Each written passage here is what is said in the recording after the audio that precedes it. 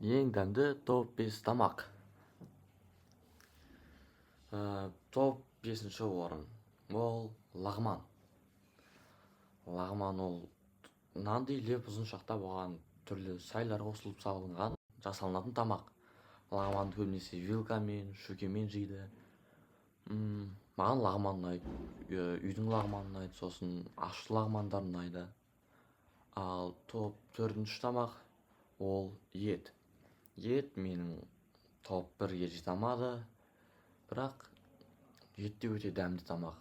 Қарның ашқанда, әсіресе маған, мен осылай етті жей алмай жүрген кезде өте қатты сағынамын. Өтірік айтам, ет топ 2-ші тамақ.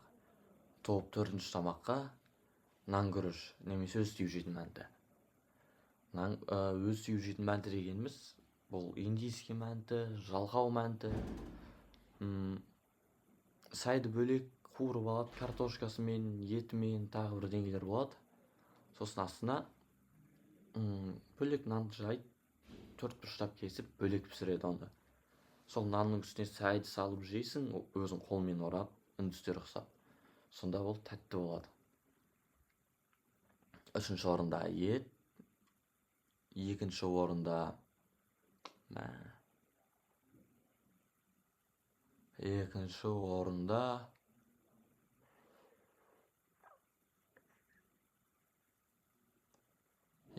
KFC жарайды.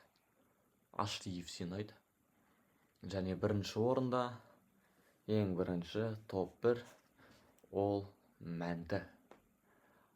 Жаңа піскен ыстық мәнті етімен суы былай ағып тұрған. Және кішкентай чуть-чуть кетчуп қосып жібересің, соңынан сарыағаш жібересің. Міне топ 1. Бітті.